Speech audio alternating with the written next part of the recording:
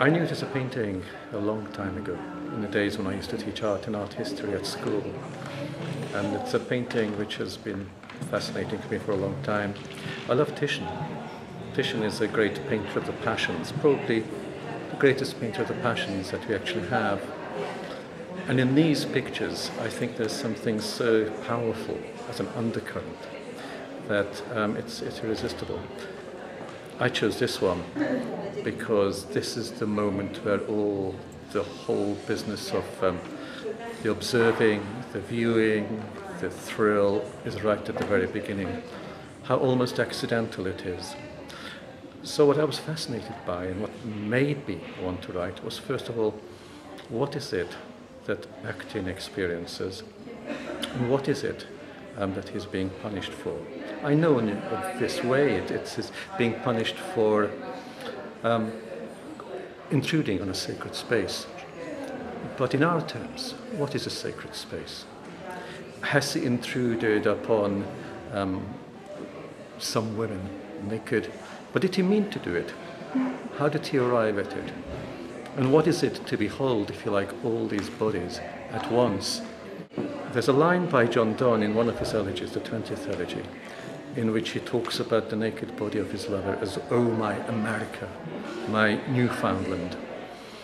So this is Donne discovering his lover as though she were a wholly new continent, a wholly new experience. And I think this is probably what people do feel about each other. They feel this sense of desire and discovery without which there would be no human race.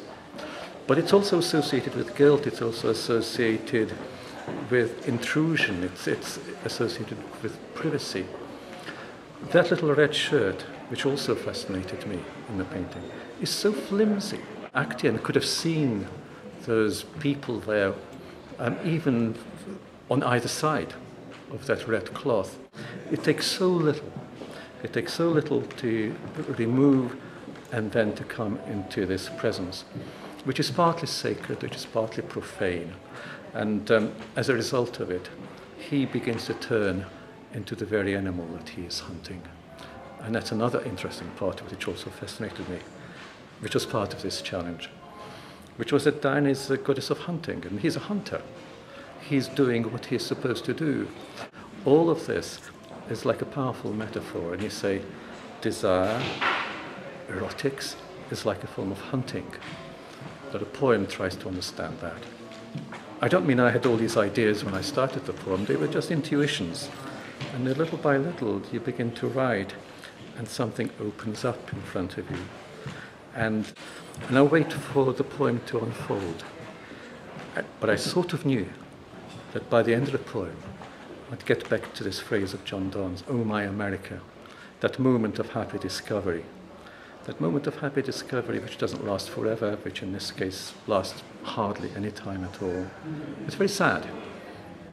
So it was written really from Acteon's point of view as a man, coming up on this scene and trying to understand both what the man is feeling, that sense of desire and surprise, but also the fear, and also the guilt and the shock.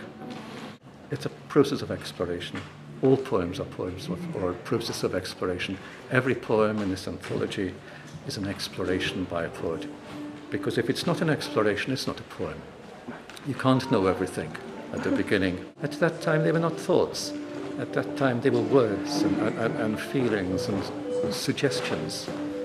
And that is the way poetry works, and that's why poetry loves subjects like this, loves subjects like Titian, because he deals so much with human emotion. And it enters us.